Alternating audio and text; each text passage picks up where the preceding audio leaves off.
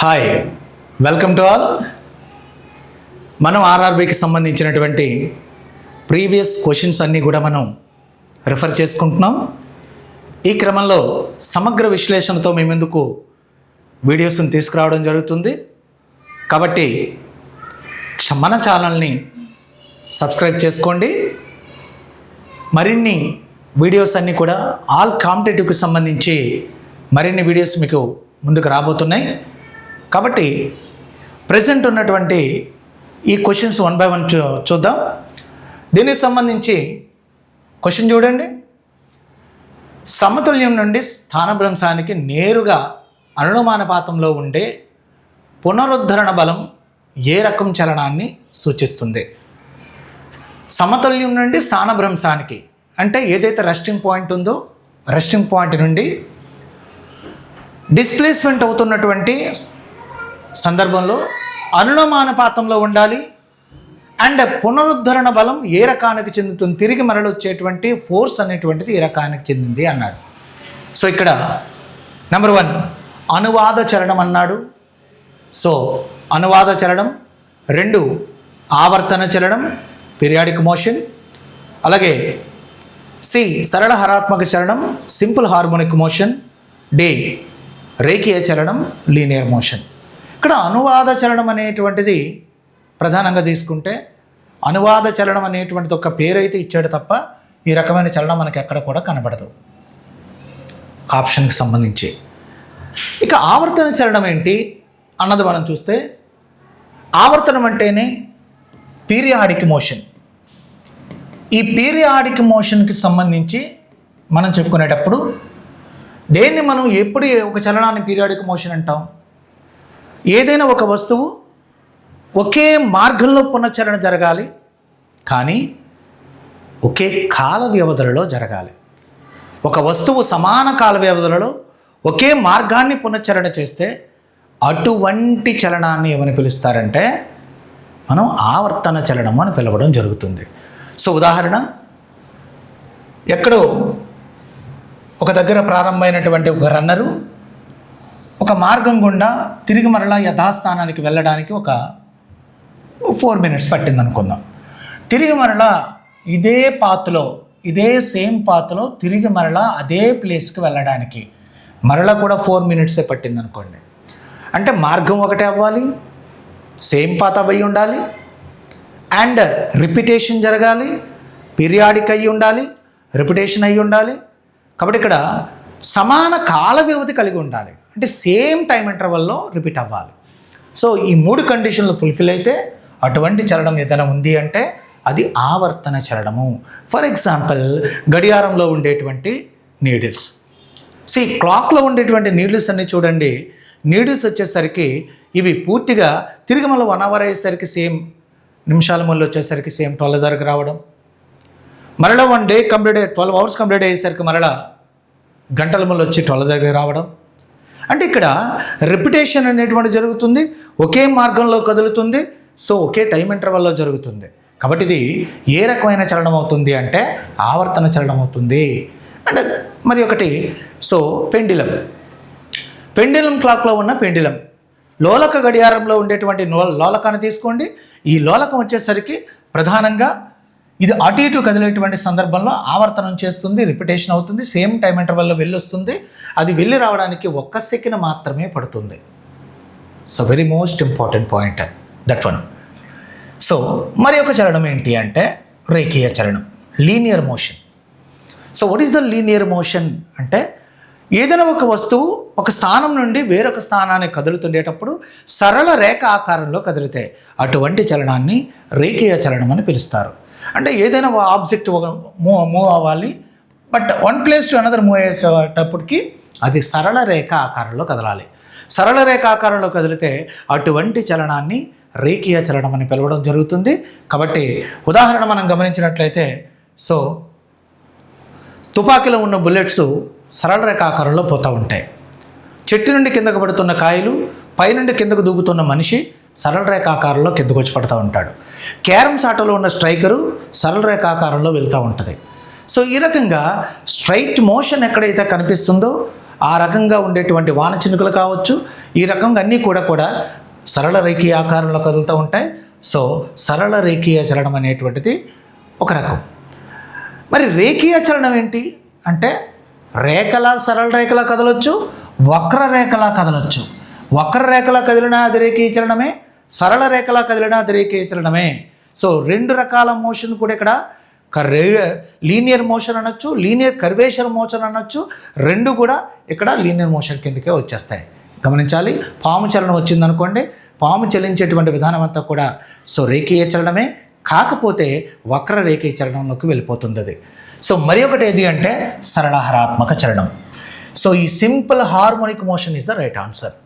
ఏంటి simple harmonic motion అంటే ఇది కదిలేటప్పుడు విరామ స్థానం ఏదైతే ఉందో విరామ స్థానం నుండి కదలాలి. ఫర్ ఎగ్జాంపుల్ దీన్ని లాగి వదిలేసేటప్పుడు అటు ఇటు ఇక్కడి నుండి లాగి మరల వదిలిన తర్వాత చూడండి, ఇది మరల దీని చలనం ఇలా కిందకి వెళ్తూ ఉంటుంది. వదిలిన సందర్భంలో ఇక్కడికి లాగి వదిలిన సందర్భంలో దీని మోషన్ ఎటు ఉంటుందంటే వదిలినప్పుడు ఇటు ఉంటుంది దీని మోషన్. సో విరామ స్థానం వైపు దాని మోషన్ ఉంటుంది. విరామ స్థానం వైపు మోషన్ ఉంటుంది, కానీ ఇది దాటికి వెళ్ళేటువంటి క్రమంలో అవతలకు వెళ్తూ తిరిగి మరలా సేమ్ విరామ స్థానం వైపే కదులుతుంది. అంటే ఎప్పుడు కూడా ఇది కదిలేటువంటి విధానంలో ఎక్కడికి వెళ్ళినా తిరిగి మరల విరామ స్థానం వైపే కదలాలి. సో సమతుల్య స్థానం వైపే కదలాలి మరలా. మరి ఈ డిస్ప్లేస్మెంట్ ఎలా ఉంటుంది? డిస్ప్లేస్మెంట్ అంటే దూరం.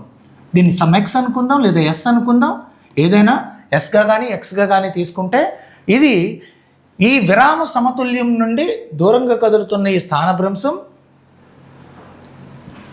ఈ కదిలే సందర్భంలో ఉండే త్వరణం, ఈ త్వరణానికి అనులోమానుపాతంలో ఉంటుంది. కదిలేటువంటి వస్తువు యొక్క త్వరణానికి డిస్ప్లేస్మెంట్ అనేటువంటిది అనులోమానుపాతంలో ఉంటుంది. సో అనులోమానుపాతంలో ఉంటూ వ్యతిరేక దిశలో ఉంటుంది. ఉదాహరణ, ఇటు కదిలిన తర్వాత దాని త్వరణ ఇటు కదులుతూ ఉంటే యాసలరేషన్ ఇటు కిందకు లాగుతూ ఉంటుంది.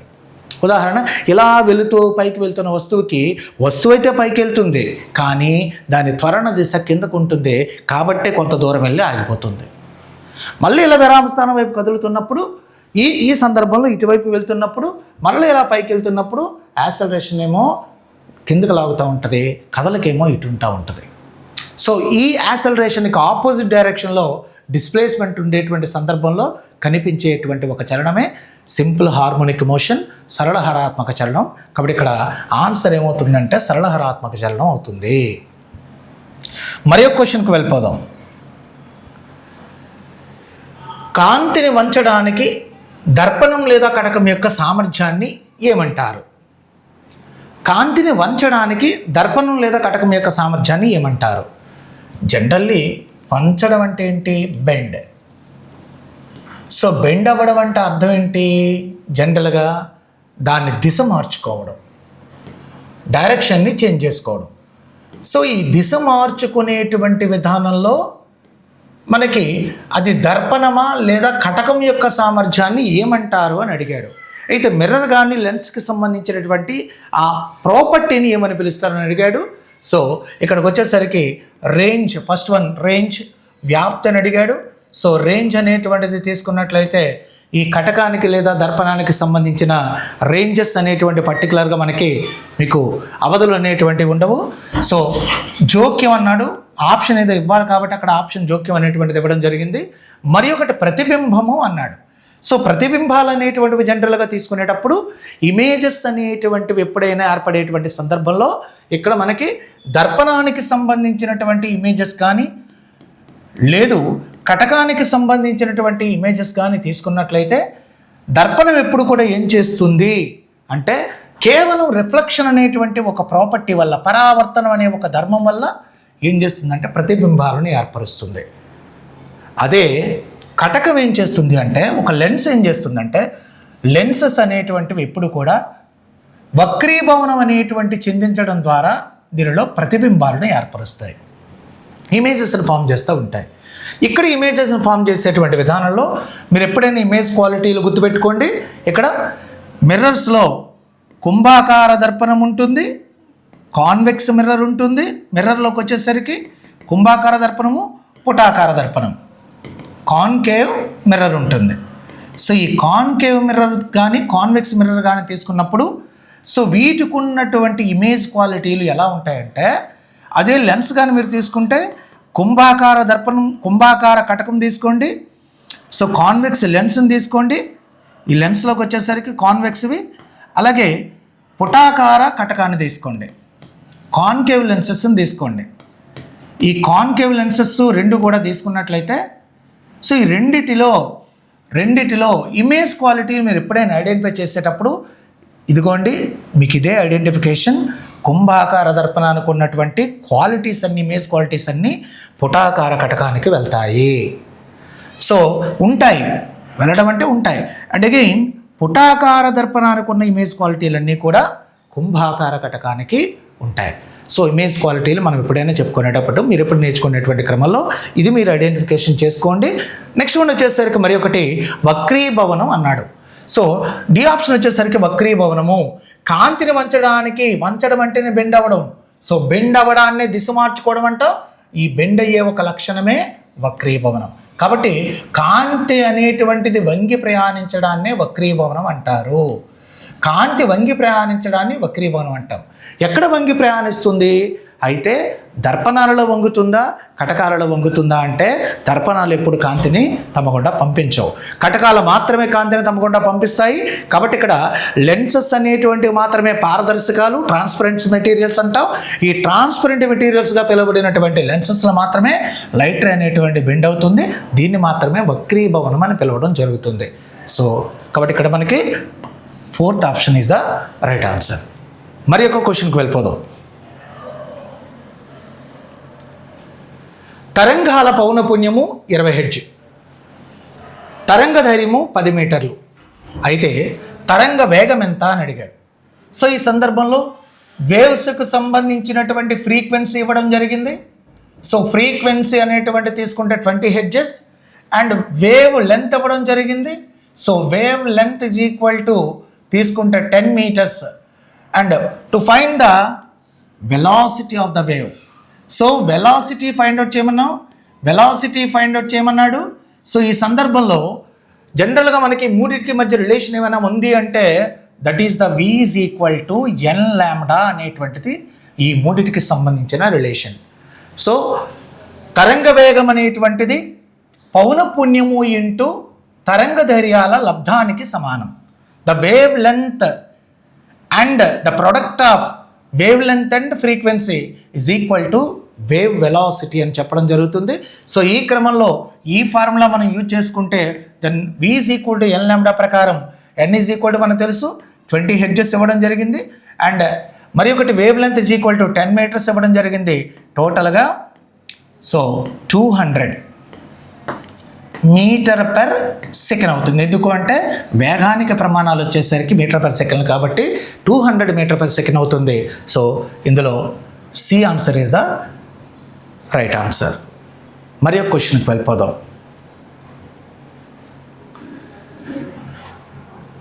ఇంధనం అకస్మాత్తుగా మండే కనీస ఉష్ణోగ్రత ఎంత? అసలు ఇంధనం అకస్మాత్తుగా మండడం ఏంటి?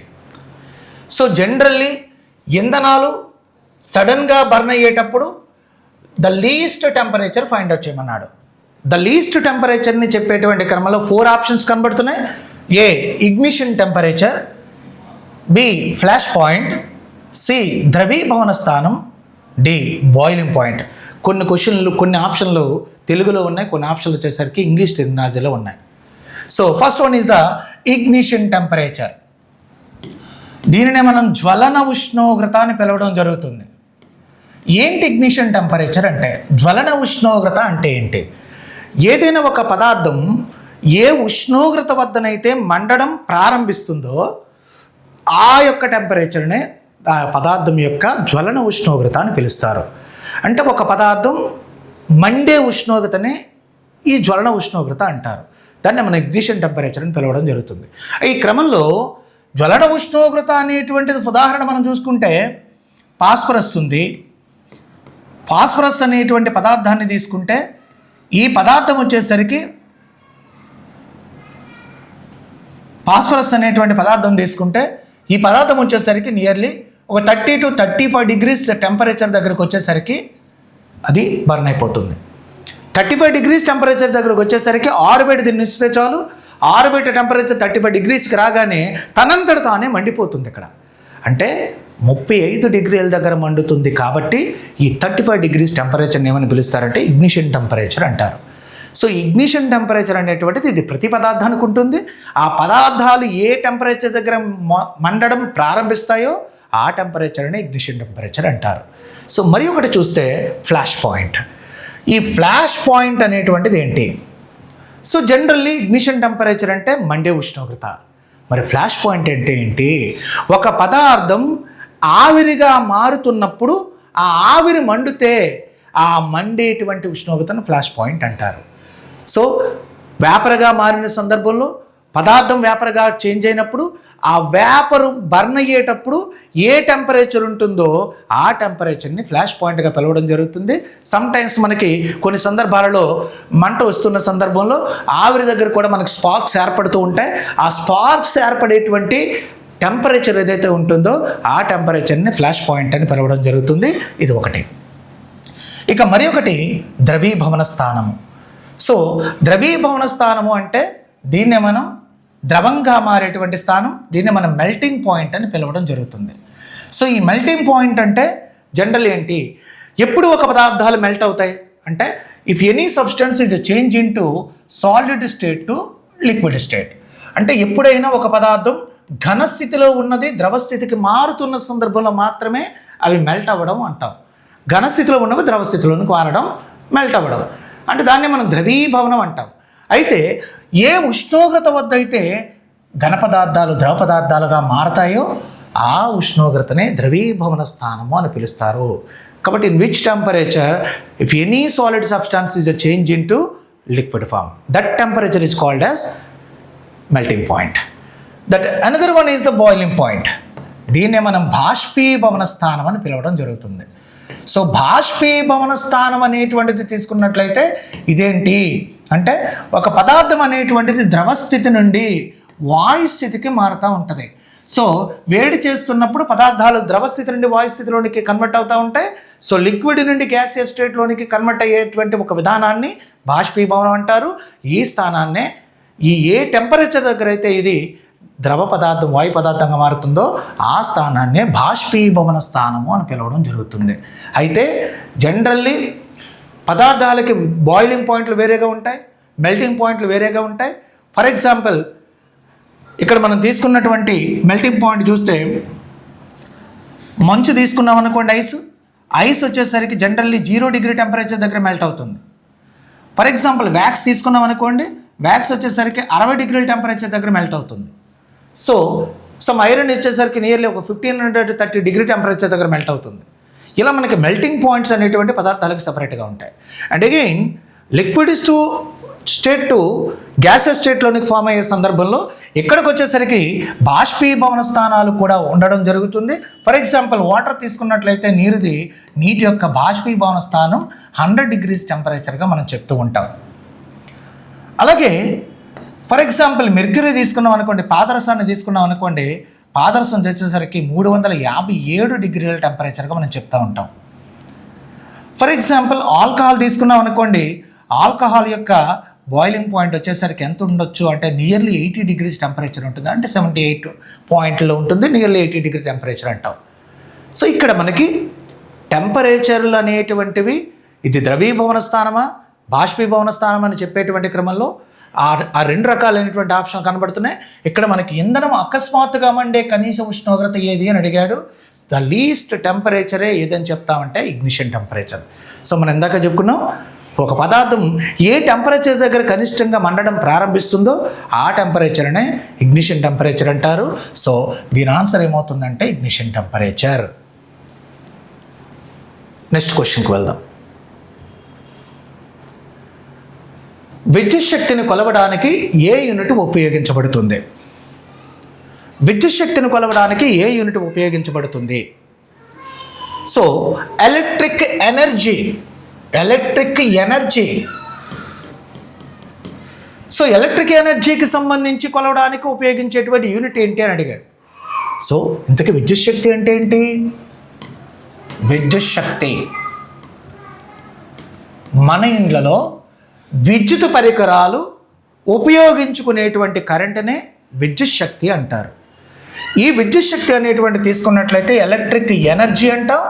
ఇది దేనికి సమానము అవుతుంది అంటే మన ఇంట్లోకి వచ్చేటువంటి కరెంటుకు అంటే ఐకి, మన ఇంట్లోకి వచ్చేటువంటి వోల్టేజ్కి, ఈ ఐ అండ్ వి ఏదైతే ఉంటుందో ఈ వి అండ్ ఐ యొక్క లబ్ధానికి సమానం అవుతుంది. సో ఎప్పుడైనా ఎలక్ట్రిక్ ఎనర్జీ అనేటువంటి తీసుకునేటప్పుడు మన ఇంట్లోకి వచ్చేటువంటి వోల్టేజ్కు, మన ఇంట్లో వచ్చేటువంటి కరెంటుకు రెండిటిని గుణించి వస్తే ఎంత ఉంటుందో అదే విద్యుత్ శక్తిగా మనం పిలవడం జరుగుతుంది. అండ్ అగైన్ విద్యుత్ శక్తిని మరి ఒక రకంగా మనం చెప్పుకునేటువంటి క్రమంలో ఎలక్ట్రిక్ ఎనర్జీని తీసుకునేటప్పుడు విద్యుత్ సామర్థ్యము ఇంటూ కాలము అంటాం. విద్యుత్ సామర్థ్యము ఇంటూ కాలం. So electric power into time అంటాం. So electric power into time ఏంటి? ఎలక్ట్రిక్ పవర్ ఏంటి ఇంటూ టైం ఏంటి? ఇప్పటికే చెప్పుకున్నాం మనం. విద్యుత్ పరికరాలు మన ఇంట్లో వినియోగించుకునేటువంటి కరెంటునే విద్యుత్ శక్తి అంటారు. మరి విద్యుత్ పరికరాలకు ఏముంటుంది? సామర్థ్యం ఉంటుంది. ప్రతి విద్యుత్ పరికరానికి ఎంతో కొంత సామర్థ్యం ఉంటుంది. విద్యుత్ పరికరానికి సామర్థ్యం రాసి ఉంటుంది దాని మీద, ప్రతి పరికరం మీద. సో అందుకే వాటి పనితీరుని దాని మీద రాసి పెట్టి ఉంటుంది. అందుకే విద్యుత్ పరికరాల యొక్క పనితీరునే విద్యుత్ సామర్థ్యము అని పిలుస్తారు. సో విద్యుత్ పరికరాల యొక్క పనితీరుని విద్యుత్ సామర్థ్యము అంటారు.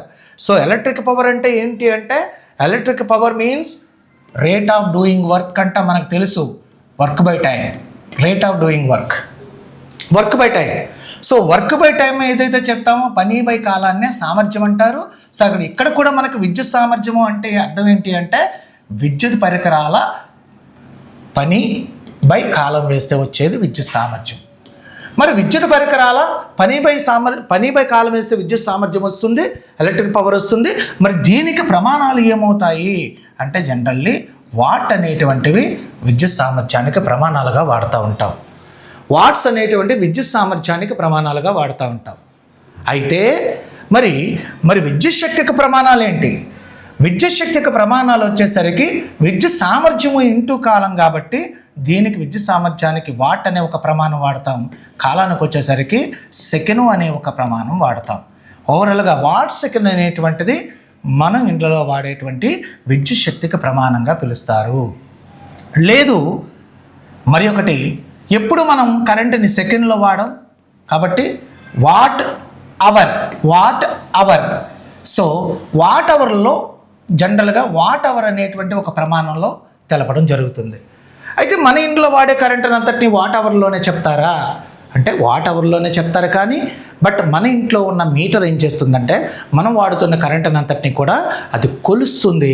ఈ సందర్భంలో అది కిలో వాట్ అవర్లో తెలుపుతుంది. కిలో వాట్ అవర్లలో తెలుపుతుంది. సో కేడబ్ల్యూహెచ్లో తెలుపుతుంది.